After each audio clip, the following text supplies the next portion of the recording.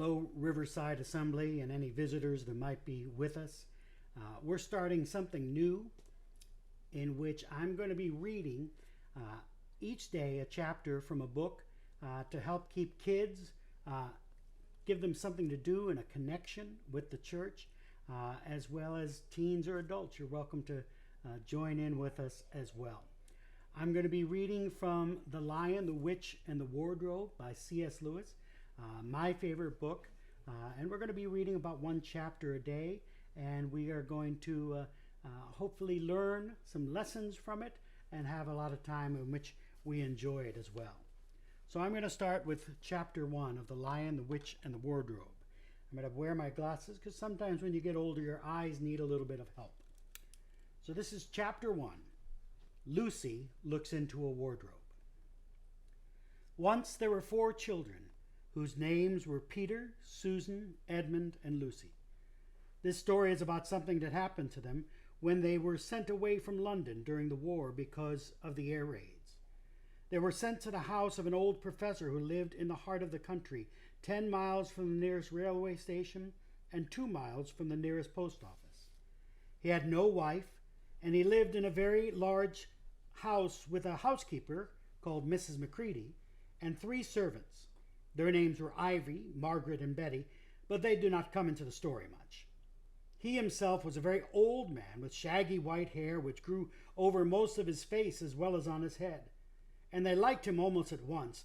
But on the first evening when he came to meet them at the front door, he was so odd-looking that Lucy, who was the youngest, was a little afraid of him, and Edmund, who was the next youngest, wanted to laugh and had to keep on pretending he was blowing his nose to hide it. As soon as they had said good night to the professor and gone upstairs on the first night, the boys came into the girls' room and they all talked it over. "We've fallen on our feet, and no mistake," said Peter.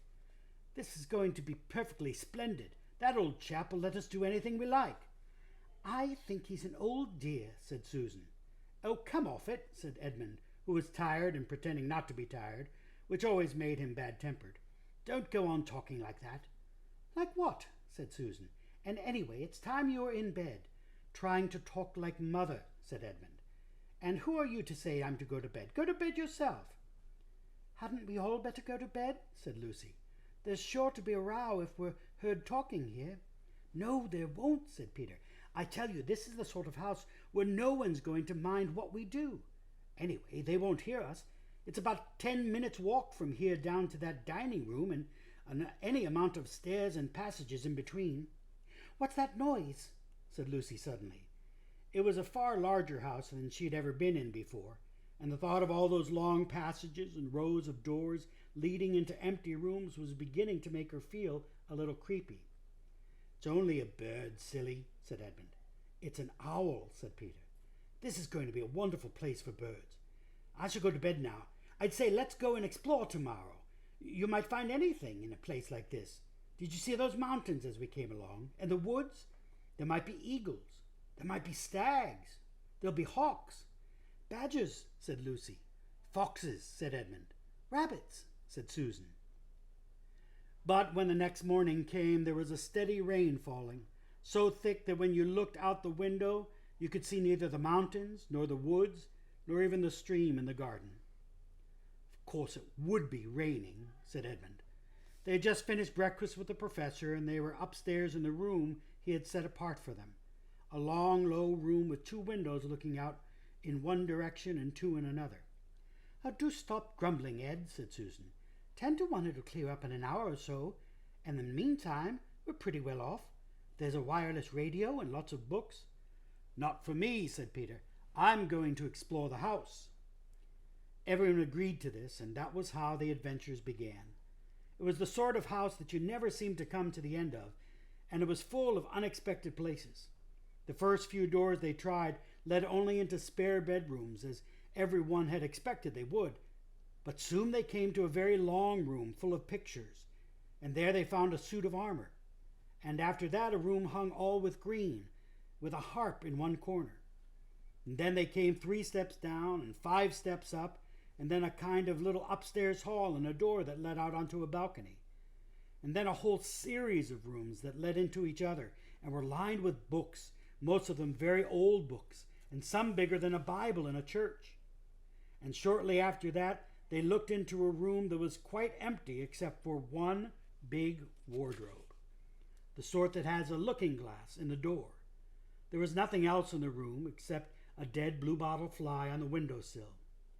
"Nothing there," said Peter, and they all trooped out again. All except for Lucy. She stayed behind because she thought it'd be worth trying the door of the wardrobe, even though she felt almost sure that it would be locked. To her surprise, it opened quite easily, and 2 mothballs dropped out. Looking into the inside, she saw several coats hanging up, mostly long fur coats. There was nothing Lucy liked so much as the smell and feel of fur.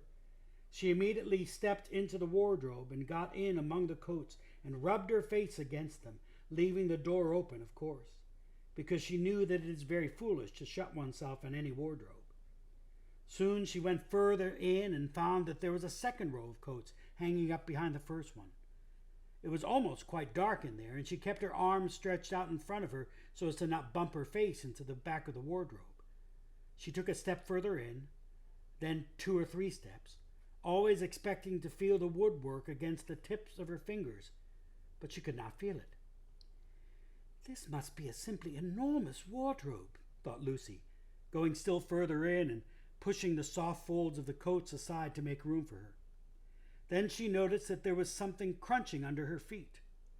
"I wonder, is that more mothballs?" she thought, stooping down to feel it with her hands. But instead of feeling the hard, smooth wood of the floor of the wardrobe, she felt something soft and powdery and extremely cold. "This is very strange," she said, and went a step or 2 further. The next moment, she found that she was rubbing her face and hands no longer against soft fur, but something hard and tough and even prickly. "Why, it's just like the branches of trees!" exclaimed Lucy. And then she saw that there was a light ahead of her, not a few inches away where the back of the wardrobe ought to have been, but a long way off. Something cold and soft was falling on her. A moment later she found that she was standing in the middle of a wood at night time, with snow under her feet and snowflakes falling through the air. Lucy felt a little frightened, but she felt very inquisitive and excited as well. She looked back over her shoulder, and there, between the dark tree trunks, she could still see the open doorway of the wardrobe, and even catch a glimpse of the empty room from which she had come. She had, of course, left the door open, for she knew that it is a very silly thing to shut oneself in a wardrobe. It seemed to be still daylight there. "I can always go back if anything goes wrong," thought Lucy. She began to walk forward, crunch, crunch, over the snow, and through the wood toward the other light. In about 10 minutes she reached it, and found it was a lamppost. As she looked at it, wondering why there was a lamppost in the middle of a wood, and wondering what to do next, she heard a pitter-patter of feet coming toward her, and soon after that a very strange person stepped out from among the trees into the light of the lamppost. He was only a little taller than Lucy herself, and he carried over his head an umbrella, white with snow. From the waist upward he was like a man, but his legs were shaped like a goat's. The hair on them was glossy black, and instead of feet he had goat's hoofs. He had also a tail, but Lucy did not notice it at first because it was neatly caught up over the arm that held the umbrella, so as to keep it from trailing in the snow. He had a red woolen muffler round his neck, and his skin was rather reddish too. He had a strange but pleasant little face with a short pointed beard and curly hair, and out of the hair there stuck 2 horns, one on each side of his forehead. One of his hands, as I have said, held the umbrella. In the other arm he carried several brown paper parcels. What with the packages and the snow, it looked as if he had been doing his Christmas shopping. He was a faun, and when he saw Lucy he gave such a start of surprise he dropped all his parcels. "Goodness gracious me!" exclaimed the faun. And that's the end of chapter 2. Tomorrow you will be able to see, that's the end of chapter 1, rather. Tomorrow we'll be publishing chapter 2 at 10 a.m. as well. I hope that you enjoyed this reading, and remember, we are still able to access our brothers and sisters in Christ here at Riverside. If you see here on the screen, you will see the address for our YouTube channel, in which we are having our Sunday morning services at 10:30 a.m. and also our Zoom link, in which you can join in with a live interactive broadcast of our Wednesday night Bible study. God bless you. Feel free to contact us at the church, and we are praying for you during this time of crisis. Have a wonderful day.